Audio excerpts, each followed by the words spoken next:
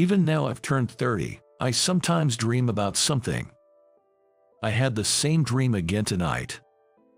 I know, this is just a dream.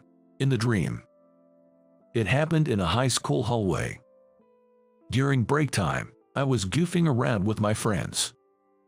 The one passing by was my rival, the only one I couldn't beat in grades or character.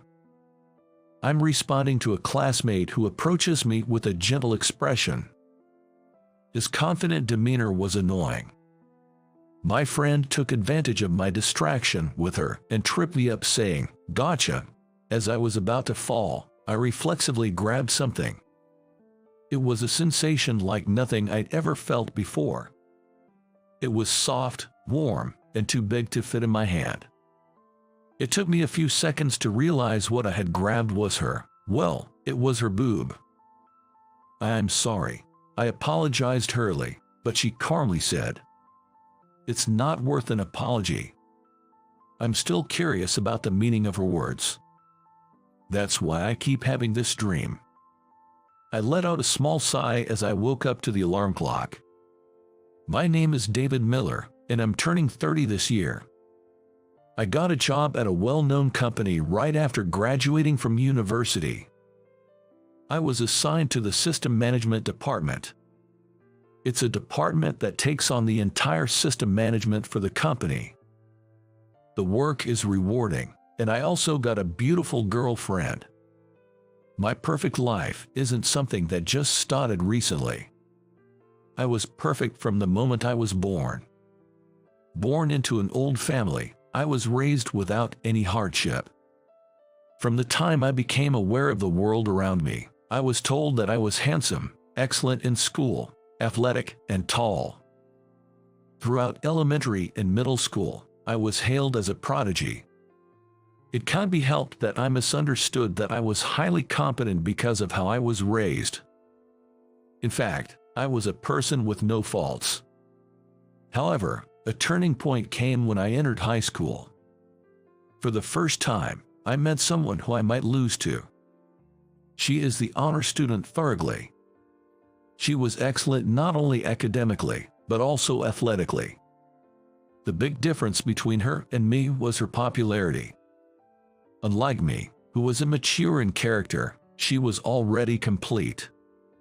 There was hardly anyone who disliked her in school. She always had a gentle expression on her face. I was not good at her. Her name was Ashley Brown. She always had her shoulder-length hair tied back in one. I still vividly remember the pleasant smell of her shampoo whenever she walked by. When I found out she was applying to the same college as me, my competitive spirit ignited like never before. The college we were aspiring to was among the most challenging. I swore to myself that I would make up for all the times I'd lost in the past right here. Swearing to myself, I hit the books like never before. I was so relentless in my studies, not allowing myself a single mistake, that my parents would worry and suggest, "How about taking a break?" Once, she spoke to me after she found out we were applying to the same college. "David, I heard you're applying to the same college. Let's do this together." I felt embarrassed when she flashed me her sparkling smile. She said she brought some candy, and she left a strawberry-flavored one on my desk before she returned to her own seat and looked out the window. There was a hint of melancholy on her side profile. I think this was about 3 days before the exam. On the day of the exam, I searched for her at the test center. Since we had all applied together from school, our candidate numbers should have been close. Proof of this was that my other friends had close candidate numbers. The seat 3 in front of me was empty. It was probably her seat. At first, I thought she was just running late. I was so concerned about her empty seat that, honestly, I couldn't concentrate on the exam. As a result, I couldn't focus on the exam and my college entrance exam ended. Of course, I passed. My desperate study for the entrance exam didn't let me down. But I felt betrayed by something more important. I never saw her again after that. She didn't show up at the graduation ceremony either. There were rumors that her father's company had been scammed and gone bankrupt. Apparently, they had left town in the dead of night, almost like they were on the run. She couldn't even think about college entrance exam. She must have noticed the situation of her family. I think the melancholy on her face as she looked out the window was because she knew that her happy student life was ending. Our paths would never cross again. I remember feeling incredibly lonely after the graduation ceremony, looking at her empty seat where no one sat. My life as a working adult has been smooth sailing. I stood head and shoulders above my peers and kept getting promoted. It felt easier than my student days, almost like a game. There was no one in the company who could compete with me. I think that's why I grew into an adult who completely took life for granted. I also got a girlfriend, Lily, known as the most beautiful woman in the office. She joined the company 2 years after me. From the moment I first saw her, I decided that she was the one for me. I wooed her on the day of the welcome party for the new employees, and we quickly started dating.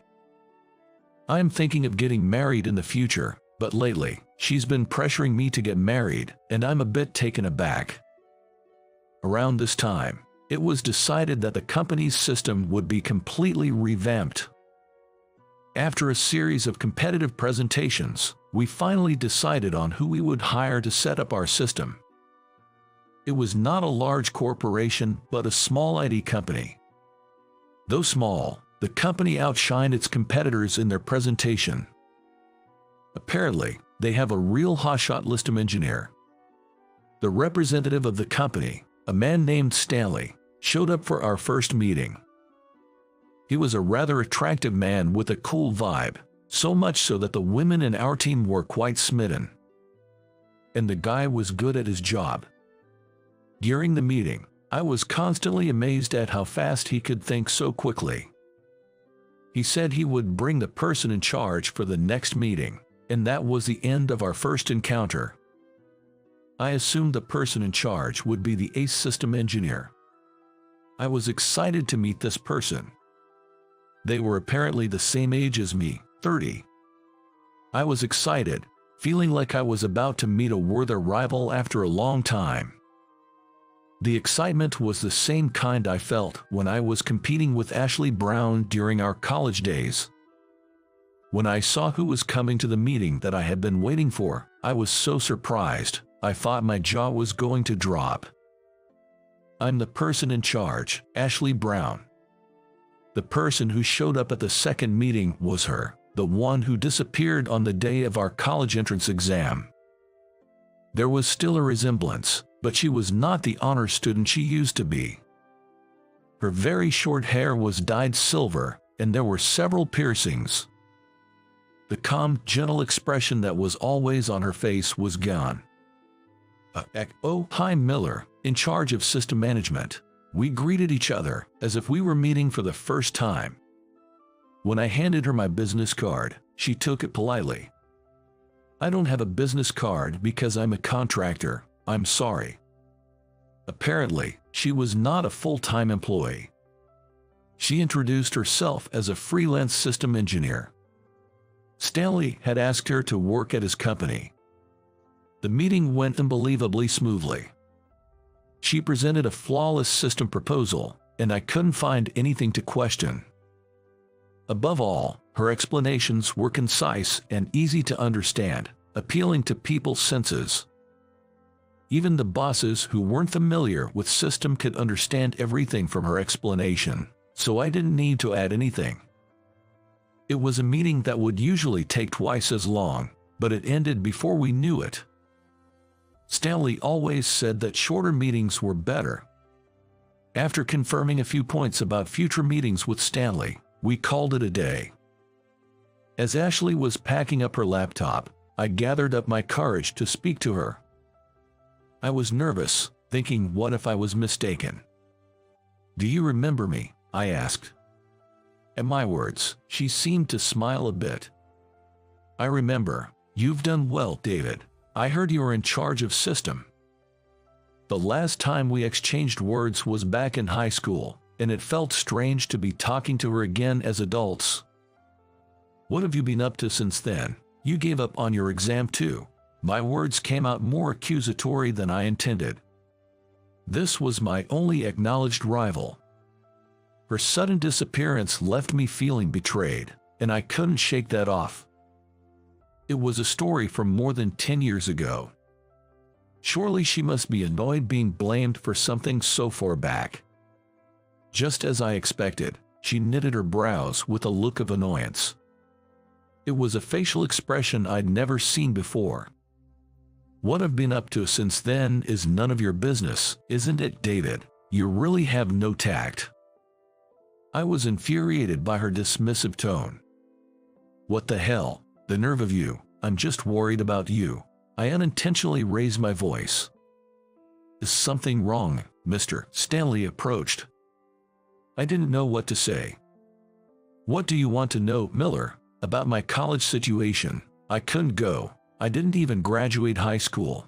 My highest level of education is middle school. Is that what you wanted to know? I don't need your concern. Don't make fun of me. She glared at me as she stated this clearly. The person I've cared about so much is a middle school dropout. I couldn't accept this reality at once. She was the only one I considered a rival. To be honest, there was even a part of me that admired her. Don't be ridiculous, Ashley. You've hit rock bottom like that. I knew my words were childish. But all I could do was berate and belittle her. Education, nonsense. You just have to work your way up with your abilities. Her words left me dumbfounded. I felt like I'd been hit back. It was as if my narrow-mindedness was being held up in front of me. While I was at a loss for words, she left the meeting room quickly. I could see Mr. Stanley whispering something to her. Her slender arm was briefly wrapped around Mr. Stanley's waist in response. Their natural interaction suggested that their relationship was more than just temp and employee. The Ashley Brown I knew no longer existed. In addition to feeling lonely, a strange sense of despair engulfed me. I realized that I had idealized Ashley. Meanwhile, despite my relationship with Ashley, the project was proceeding smoothly. I was gradually getting used to the fact that she was not the person I had idealized. In fact, everything went smoothly with her. She seemed to understand everything I was thinking, and she constantly met my expectations. It felt as if we had been together for many years. Hey, are you listening to me? Lily was pouting in dissatisfaction next to me. It seemed she had been absent-mindedly recalling something about Ashley during our cafe date on our day off. Honestly, I wasn't listening to Lily at all. Sorry, I'm just a bit tired from work.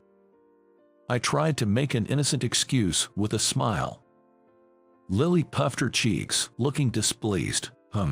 Lily, who can be a little selfish, dislikes being put in second place. She's the type that won't be satisfied unless she is the top priority. I used to find that adorable, but today it's not charming at all. Hey, about that temp girl, the shady one with silver hair. I heard she dropped out of high school, LOL. Lily chuckled with a snobbish smirk. It seemed to be rumored in office. I've even had coworkers question whether it's okay to trust the main system to a high school dropout. Each time, I had to hold back my rising anger. I never thought that my girlfriend would say the same thing. It doesn't really matter once you're in the real world, right? If you've got the talent and the skills, that's what matters, I retorted. I had no intention of defending Ashley, but it came out sounding like I was. Lily didn't like that. She didn't like that I disagreed with her opinion. What, have you been charmed by her too, David? Weren't you the one saying anyone without a college degree is trash at the company? Come to think of it, there was a time when I said something like that. Now I realize how arrogant and foolish I was. In fact, high school dropout Ashley is still a few steps ahead of me. Apparently, she even dated Stanley. She eats men up and throws them away at her assignments, LOL. I couldn't hold back my anger at Lily's contemptuous remarks. What the hell do you know about Ashley? You happily spreading such vulgar rumors, you're the worst, I snapped. Normally, I don't raise my voice. Lily was taken aback. We rarely had fights since we started dating. But I just couldn't stand it when Lily made fun of Ashley. Why do I have to be scolded? Did I say something wrong? Lily's face, teary-eyed and glaring at me, looked disgustingly ugly. She might have not meant to be bad. I probably shared the same mindset with her all along. Sorry to interrupt. Isn't it a waste of time to fight over me? Suddenly, we were surprised by Ashley's voice coming from behind. She seemed to have been working at the cafe counter. She had her hoodie up, so I didn't notice Ashley at all. Come to think of it, this cafe is near Ashley's workplace. We were the ones stepping into Ashley's territory. I just told the truth. I didn't do anything wrong. Lily glared at Ashley and, shouting, she bolted from the cafe. All I could do was watch Lily's back as she left. Abandoned in the cafe, Ashley moved over to my table, bringing his laptop with him. Isn't that your girlfriend, David? You're not going to chase her, Ashley said, without taking his eyes off his laptop screen. As she saw our quarrel, I couldn't reply immediately. As I remained silent, Ashley sighed softly. Why did you two argue like that? Well, wasn't that a harsh way to talk about Ashley? You don't know he was a top-notch student with both beauty and brains. Judging him like he's a loser, isn't that awful? I felt strangely flustered as I was being questioned. I didn't do anything wrong. I just wanted Lily to understand that I was arguing with her to defend Ashley. But Ashley just stared at me with cold eyes. These were not the calm, bright eyes Ashley had back in our student days. They were unbelievably cold and dark. Do you think I'm happy about what you did? She said, her voice choked with suppressed anger. How can you speak so confidently without knowing anything? That was just for show. Is flaunting your own righteousness a male trait? My homeroom teacher in high school was like that too. It's ridiculous. Ashley began to talk about her past. She pretended to be a straight-A student in order to get a scholarship. Apparently, her family fell apart during middle school, and it seemed like Ashley was the one holding the family together. Of course, going to college was out of the question. Ashley had been aiming for a special scholarship.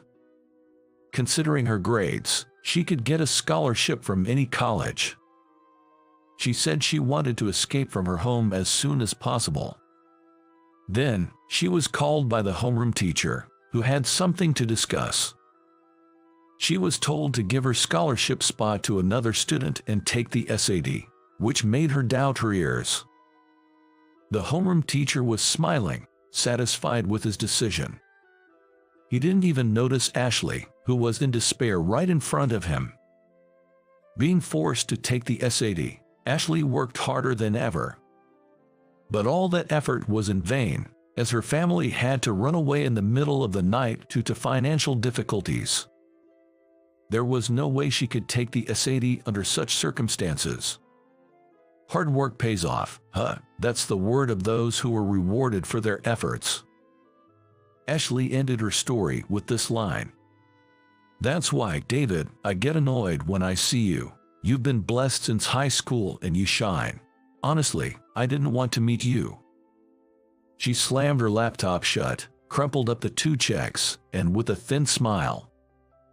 Ashley left the cafe after quickly settling the bill, leaving me dumbfounded and at a loss for words.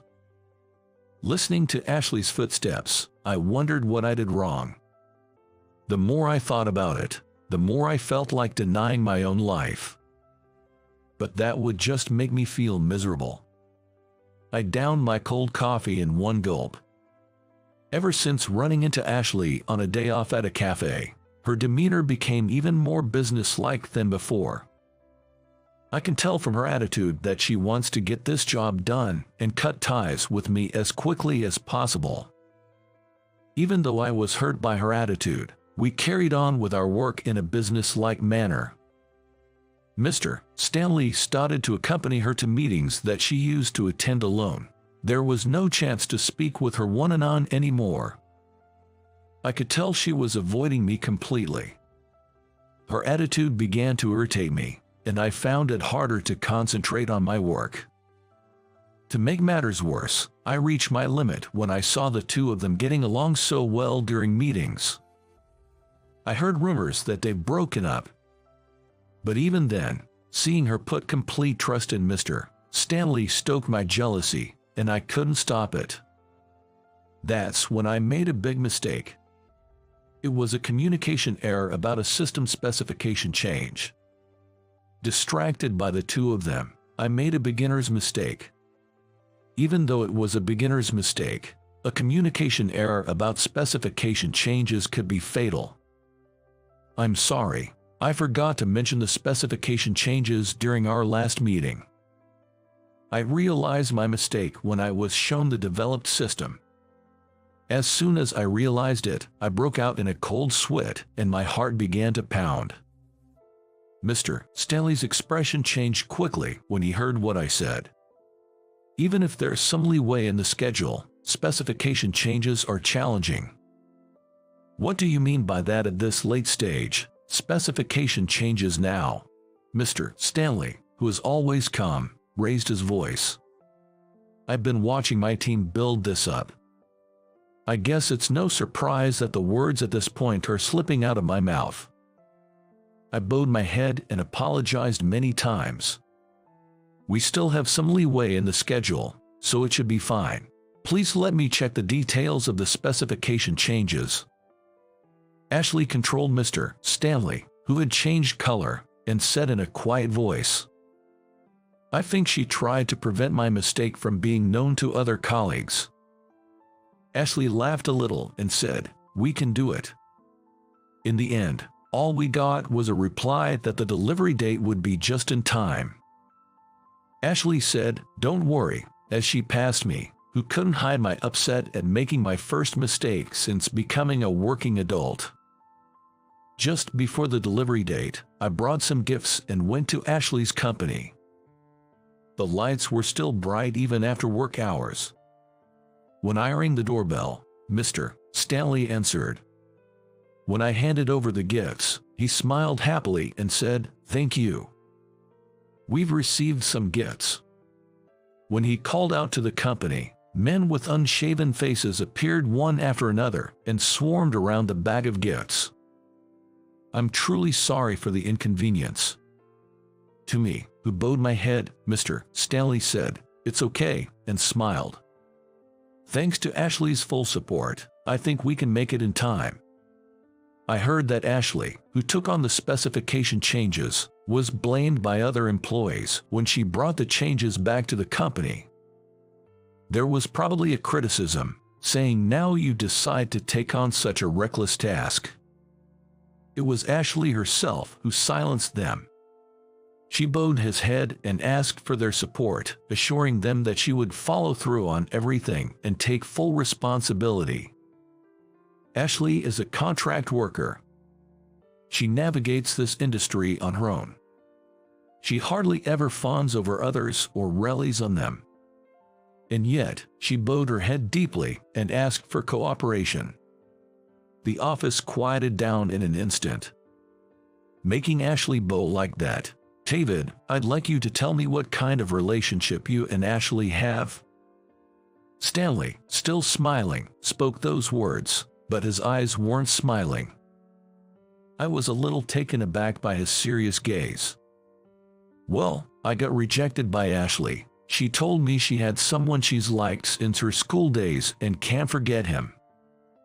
As he told me this while picking up a sandwich from the catering, I thought my heart was going to stop.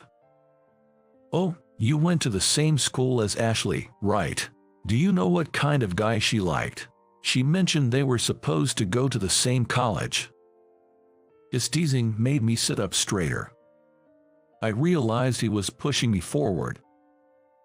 She was talking about me." I responded lightly, and Stanley gave me a playful punch in the chest. Pointing to a door in the back, he informed me, "She's napping." Hearing his words, I ran toward the door at the back. Without knocking, I opened the door to find Ashley, sleeping soundly on the couch. The sound of the door closing made her eyelids twitch slightly. "Shut up." Ashley's voice was scratchy. She seemed even smaller than when I saw her last time. "Ashley, wake up. I have something to ask you." I knelt down near the couch where Ashley was sleeping. She seemed to wake up all at once when she heard my voice. Jumping up, she looked around. Why, David. Pulling her blanket up to her chest, she looked at me, unable to hide her surprise. "Stanley told me, who's this person you can't forget?" Her face went white at my words, and she glared at the door. Probably glaring at Stanley in the other room. Her face turned red in no time at all. I looked into her eyes and asked again. She just blushed and didn't answer. "I heard you were supposed to take the same college entrance exams." The next moment, I felt an impact on my face. It took me a few seconds to realize that she'd thrown a cushion at my face. I've forgotten about such old memories. The sight of a fuming Ashley, her face bright red, is unbearably adorable. Usually, she's full of self-assuredness, but right now, she looks just a little bit younger and flustered. I feel closer to the Ashley I know. That night, I was dumped by Lily. "It's your responsibility to pick me up, Ashley." Tisk. She clicks her tongue, looking at me after my slightly crafty remark.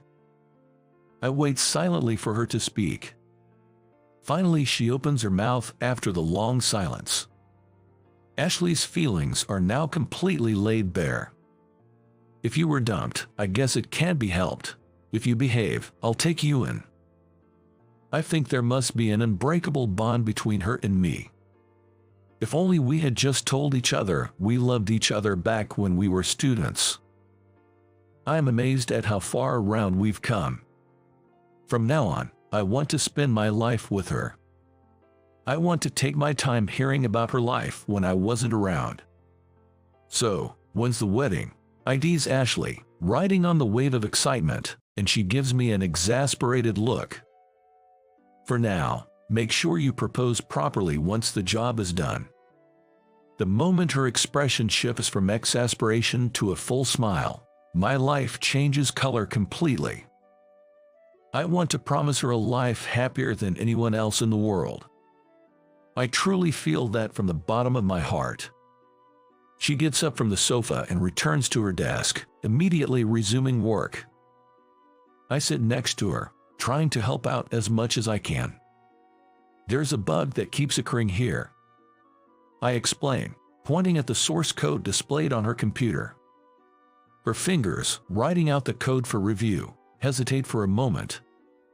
"What if we do this?" "Oh, I was thinking the same." Ashley quickly begins to refactor the program. I am in awe of her technique. "David, you're pretty talented. Makes it easy to work with you. We're a great team." Looking at the system now running smoothly, she smiles joyfully. It was just like being back in our student days. The classmate who was the only one who could shake my feelings since high school soon became my wife.